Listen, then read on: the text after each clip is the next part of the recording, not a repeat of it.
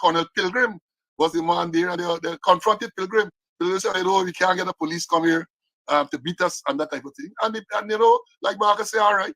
I was a corporal at the time, made to act or made to wear the stripe. She's tried to go on the course. And a couple of months after they promote me sergeant, at 21 years old, they promoted me sergeant. So I got to tell these people these things. Now, but look what happened here. Not only the heads of services having to stand on the stage while the president is making a address. What? The chief of staff look like he's standing at ease. The commissioner acting, extended squatter look like he's standing at ease. And like these two here don't know how to stand up. So look at this. This is a fireman. He look like he's standing up to attention. This prison man, this is the prison. This is the fireman. He look like he's standing to attention to. That is like are the standards we're talking about. That is standards we're talking about. What somebody saying that he like that I refer to is our brother. No, his brother. That was his brother. Yeah, your brother. They give your brother. He's not to be blamed. They give him they're student, but the soldiers move because they know that none of them wasn't close to me. Yeah, so this is what you have. That is what you have. Now, how do you expect these people to be respected? Look at the image. President talking, they stand up there. My information is that the man to the extreme right in the picture, the man from the thing, if it had lasted a minute or two more, he would have fallen down. That's what the people who were there told me. I wasn't there. I wasn't there. If he would, and all these things are disgraced. Never before I have been involved in these parades, all type of parades. The heads of services are provided some seat and they sit there and they listen to whatever address at the meeting. What is the reason for the heads of service standing to attention and at ease on the podium? Is that another attempt to make them look smaller than they really are? That's the only way I can describe that. Coming so closely after you're putting cake in people's mouth with your bare fingers, and then here you're coming, they got to stand up to attention.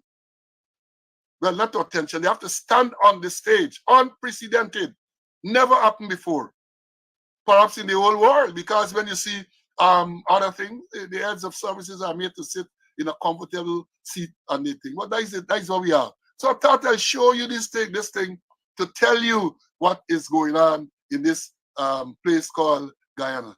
And let me go right away because we are already 40 minutes and this other matter that take a long time. But let me ask Mr. Conway if you want to make any comment on that first before I move on. Hold on. This thing giving me a little. Oh, let me bring in Mr. Conway now.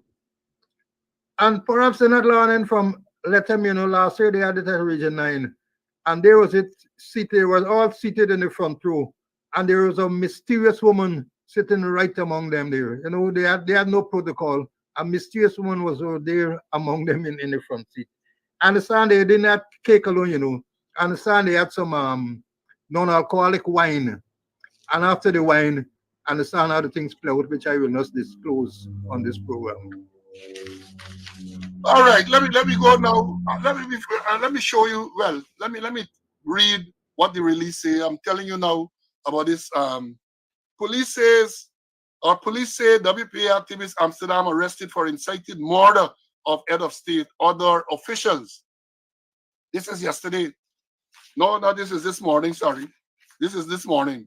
Stabrook News today. Hear what it says. The Ghana Police Force last evening said that Working People's Alliance activist Kidaki Amsterdam has been arrested over the alleged inciting of the murder of President Irfan Ali and other government officials.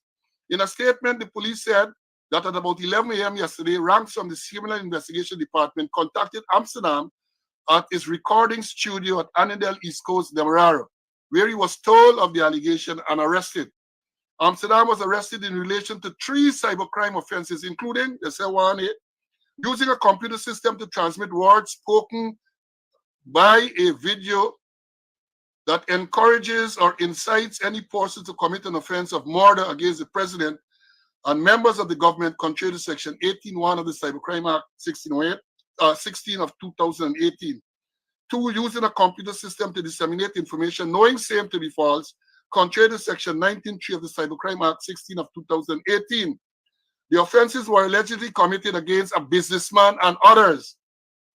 The police said that according to the Cybercrime Act 1628 of 2018, if convicted on the indictment for the first offense, a person is liable, and they're going to read all them stupid what they write.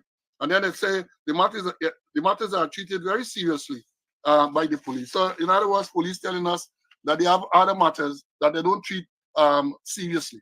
And then the article goes on to talk about the WPA. But let me read another part of it. The release stated that yesterday at approximately 10 a.m., detectives from the CID that descended on the home of Amsterdam. He was taken into custody at CID headquarters and held for 2 hours before he was transferred to the Romwell police station, where he is currently being detained. He was informed of the reason for his arrest only after repeated queries by his attorney, Nigel Hughes. According to Hughes, the Guyana police force has now arrested Kidaki Amsterdam of Guyana Morning Time for cybercrime, which report the police say was made weeks ago by Mohammed Kwalanda. There is a pending civil matter between Mohammed Kwalanda and Kidaki Amsterdam. The WPA said that a civil case was brought against Amsterdam following remarks made on the Guyana Morning Times social media broadcast. And they quoted the complainant named by the police, who is known to be a close friend of a high government functionary, has already brought a civil case against Mr. Amsterdam stemming from remarks made on the Guyana Morning Times social media broadcast. That the police are now pursuing criminal charges can only be seen as an attempt to influence the civil matter or to further persecute Amsterdam. The WPA stated that Amsterdam was denied station bail by the police, and as a result, this development is viewed as another presumptuous utilization of the police by the political bosses to harass and intimidate political opponents. That is what they really say. But we got to go into this. Let me bring in Mr. Conway, and then we're going to go into it in detail. As I said, this is the main topic for today, and we're going to dissect it. We're going to go into it in great detail. So, student, take your little refreshment, sit down and relax. Sit down and relax. Cici, your comments, please. All right, let me just start from the beginning. The arrest of Amsterdam and do some comparisons. We had Darmlal allegations, I remember what allegations of rape and cybercrime made against him. He was invited to Covenjan police station. According to his lawyer, the police interview him. And then later on, we understand that he was sent away on bail, sum of $500,000. No money was lodged. And if they want to contradict me, let them give me the bail receipt. Let them give me the corrector's cash book statement. Let them give me entries in the bail book. Let them give me entries in the prison's charge sheet, entry in the station diary. Let them give me entry in the daily cash composition book. And here is it. Amsterdam, a report of cybercrime. And he was arrested. And according to the particulars of the what you read, it said using a computer to transmit words spoken by video that encourages and incites any other person to conduct the offense against president and other members of the government. I wonder who he incited. I wonder who he encouraged. I heard a video, I think it was sometime in February or somewhere, where somebody calling and made some say what should happen to the president and some other people. And I wonder what happened with the person who called in. Or was it a man that they planted to call in to Amsterdam and then later set it up? Nothing about a man but Amsterdam. And here the other charge, using a computer to disseminate information knowing same to be false. We get in this daily business. Tomorrow you get plenty of that. Knowing same to be false. And there is it. Amsterdam is still in custody. No bail. But Damlal, who a report of rape and cybercrime was made against, was invited and interviewed and later sent on bail, no cash lodge. For Amsterdam was arrested, placed in handcuff, and is still in custody. Huh? That is what happening. But then we're gonna but then we're gonna talk more about that. Let me. There's just my opening remarks. What is Yeah, I have the picture up here with Amsterdam yesterday in handcuff. This is either at CID headquarters or at Riveville. I'm not sure where it was, but this is the photograph that I saw. Now, let me continue from where my colleague left off. First of all, let me say this. It is true. We know for a fact. Allegation made, serious allegation. The police say these matters are being treated very seriously.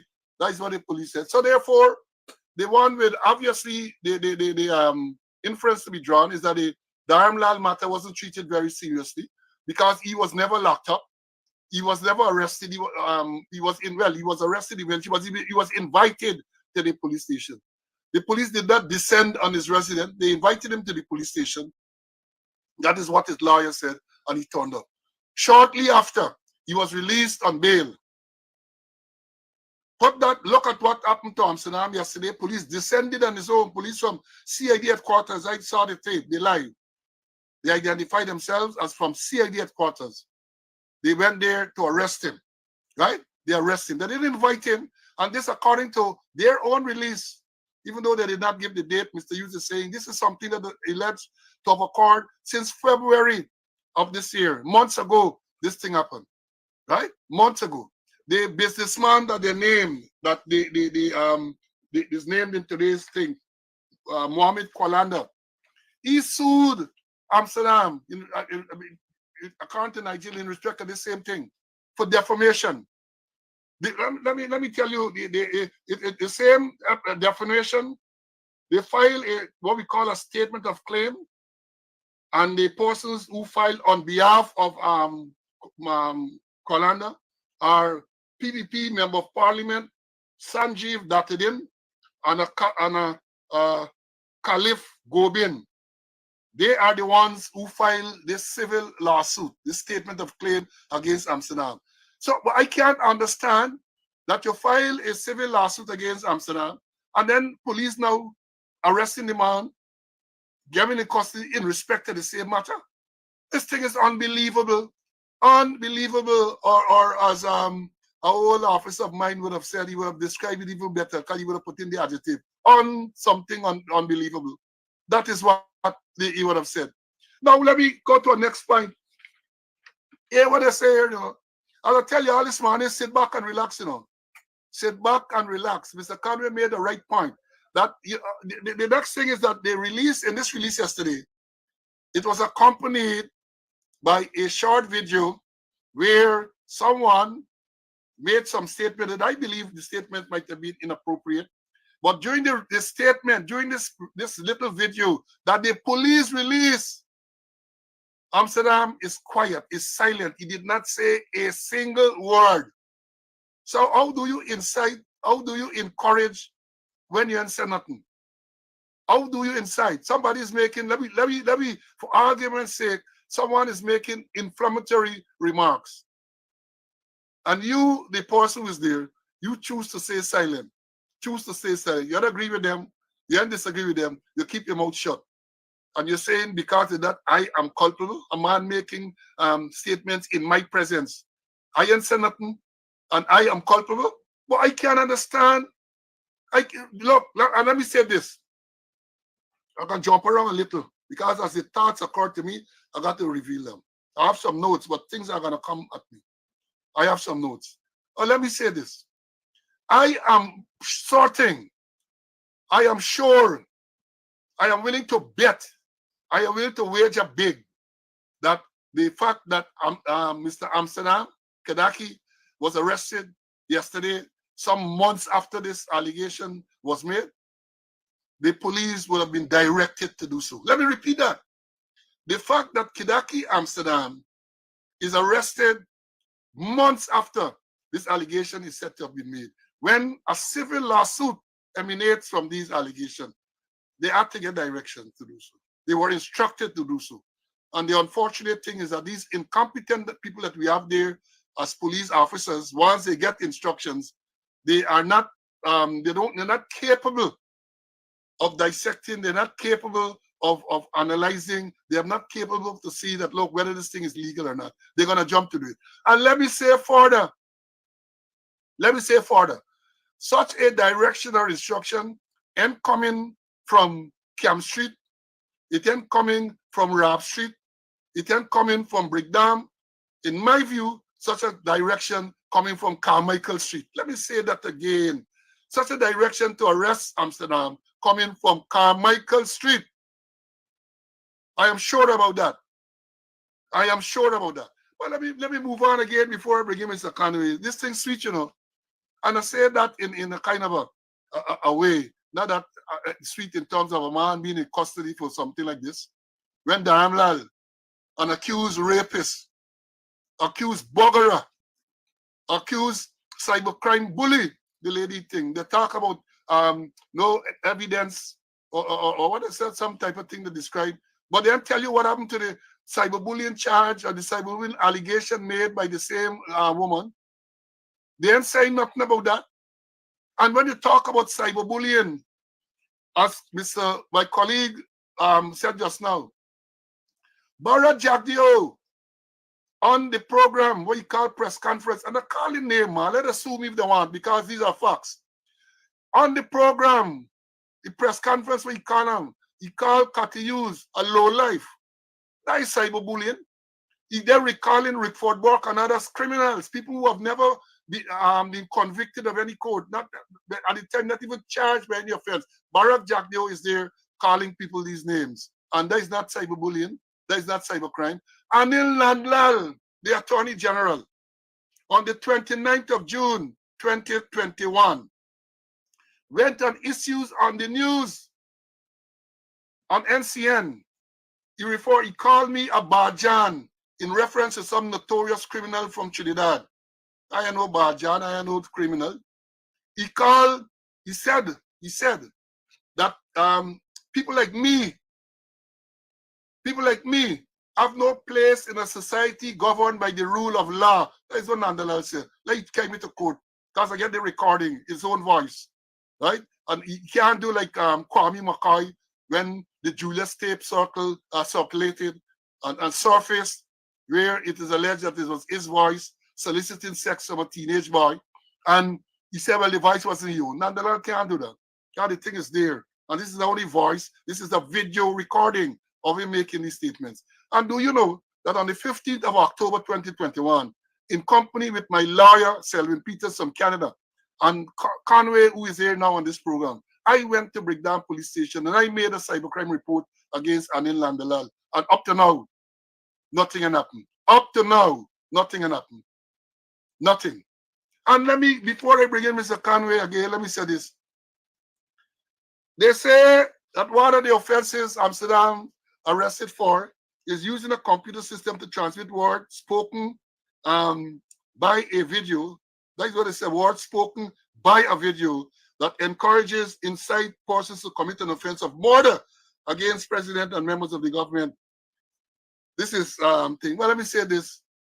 Back in 2017, a man by the name of Andrew Gillard went to the police and made a report that a man, can't remember his first name now, Nizam Khan, I think it is, approached him, Gillard, and offered him a sum of money to kill the president, Granger, or to get someone else to do the job to kill President Granger. 2017. Silal Prasad was the commissioner of police. Wendell Blanham was the crime chief, as he is now. Clifton Akin at the time, now the extended squatter, was the commander A division. And what happened? They did nothing. Listen to this.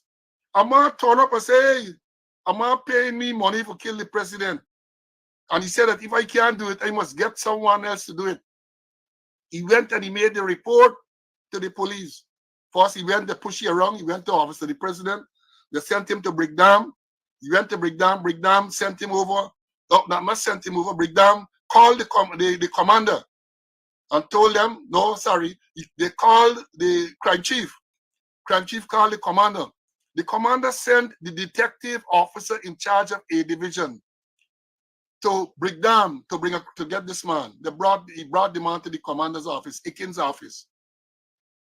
And they did nothing. All he can do is send the man up to CID headquarters. He claimed that he never even asked the man any question or anything like that. I know the details because I was asked to conduct the inquiry. Watch out the report here.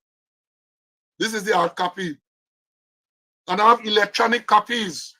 And if anybody wants a copy, last week when I told you all if you want a copy of Justice Sandil Kisoon ruling, just let me get your email and I'll send it to you. Right? If you want a copy of this report, electronic, there's no secret to it. It was tabled and all sort of thing. Send me your email address. Make contact with me. I will send you a copy of the report, and you will see what transpired when an allegation was made that of an attempt to kill President Granger. Now here we have.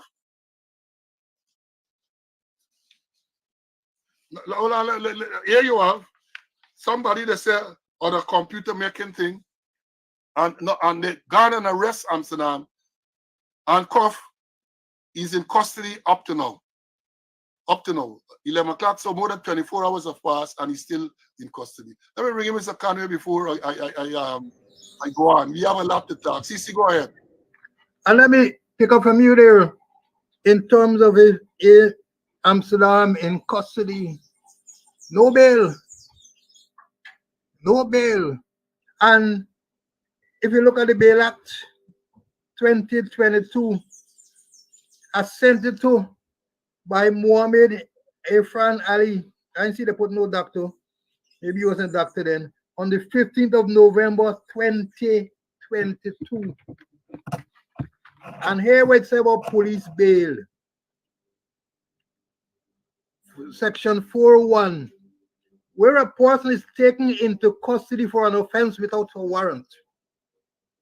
A police officer, if it will not be practicable to bring that person before a magistrate within 24 hours after the person is taken into custody, shall inquire into the case, and if the offense is not one punishable with imprisonment, shall grant the person bail with every convenient speed. And B, if the offense is one punishable with imprisonment, may, unless the offense is a serious offense, grant that person bail as soon as practicable. So the law talking about police bail, and they say within 24 hours, you can't put him in front of the magistrate. And if the matter is not punishable imprisonment with convenient speed, I'm surprised they didn't say breakneck speed. And B, if the offense is one punishable with imprisonment, may, unless the offense is serious nature, grant the person bail as soon as practicable. Operative words, convenient speed and as soon as practicable. And then if you look at section 2, I wouldn't really go into details. It's saying that after 72 hours, either you got to release the person, or if you see the 72 hours coming up and you won't finish your investigation, you can go before a judge and ask for extension. Ask for the matter to ask for extension so you can keep him longer. But bail, as a station sergeant, as a sub-division officer, and as a commander, when I had a chance to deal with bail, there are certain points that I used to consider. And one, gravity and the nature of the charge. the weight of evidence. You ask yourself, will the prisoner attend court? Or will he report to the police as detailed? The status of the accused. Will the granting of bail, and this one is important, defeat the ends of justice? Will the prisoner interfere with the witnesses? Does he have a normal place of abode? And last but not least, you need to be judged, you need to be guided by the Constitution and the laws of Guyana. And the laws of Guyana saying that the person must get bail, and they only condition in the Act number 2022, telling you what must be done. But here it is, Kidaki languishing in jail after the last report I got at the Rumville police station. And later on, I'm going to tell you about the conditions at the Rumville police station. But over back to you, Paul. Yeah, one of these amphibians come out just so you make a comment, say that me and you should explain to our uneducated and rapist supporters why it's cybercrime. Well, we haven't got it.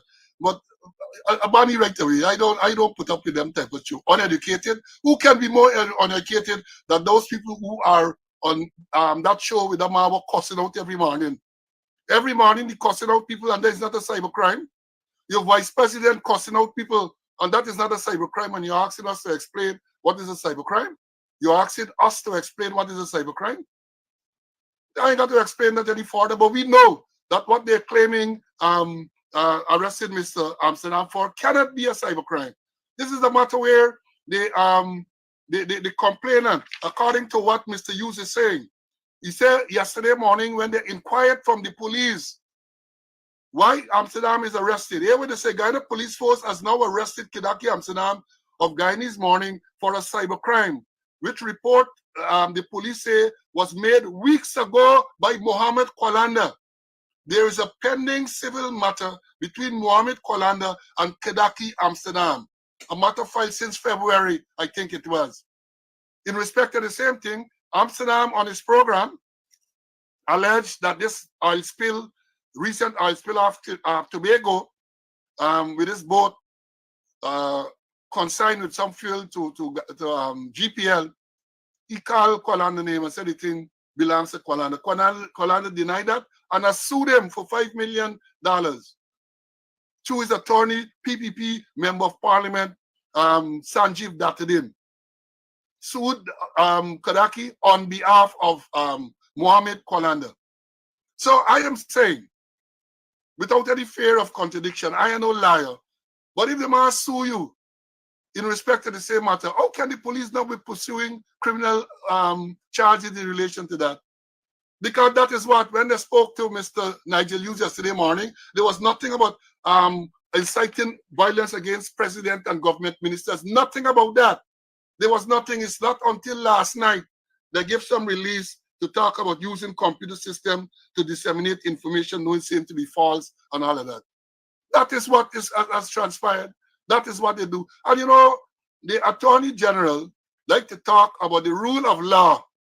The rule of law doesn't exist in Guyana. Let me tell you what the rule of law says. I made a note of the definition for the rule of law. They said the rule of law is a principle under which all persons, institutions, and entities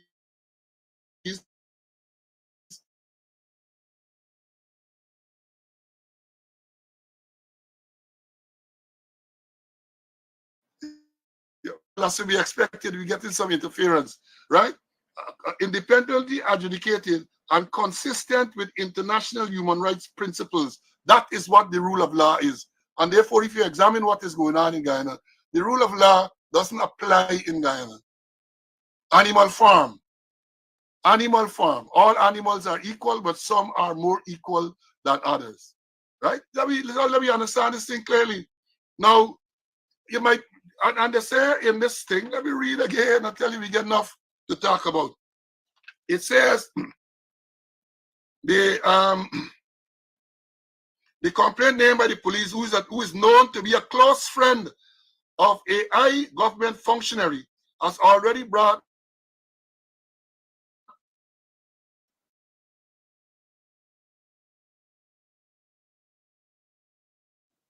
the report was made weeks ago by Mr. Mohammed Kolanda, and they say he's a friend of the PPP. Well, more than that, do you know that the building which currently houses CID headquarters and visit, that building is owned by the same businessman? A few weeks ago, police received what they call a modern crime scene vehicle.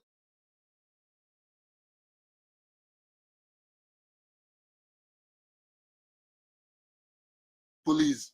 There's a picture in the news with the vehicle key being handed over to Ropes.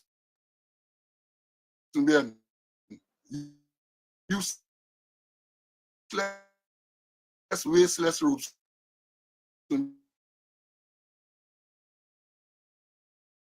Minister of Home Affairs. Check and see. The same businessman, somebody remarked in the comment, I used to be a friend, to come to me with some proposal for me to try to make arrangement for me to meet with Nandalal. Both of them denied. Both of them denied, but I have the records. I got the place, the time that the meeting took place. He is the man that sent to talk to me. And we met in Middle Street to arrange for a meeting between me and Nandalal. And let me say this: I have never spoken to Nandalal. You might believe it, but that is true. I have never had a conversation that I can recall with him, either over the phone or otherwise. I've never, sorry, I made a mistake then.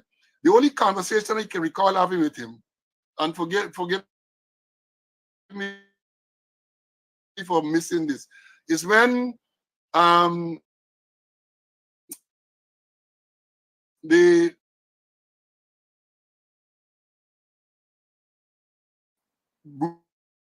Butas, they challenged the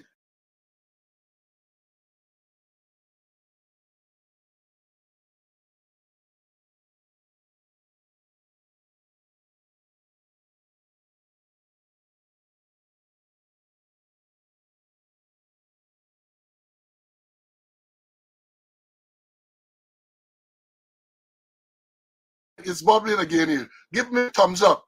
Please, I am begging you. Show your appreciation. Show your appreciation. So again, I say the rule of law does not apply in Guyana. And let me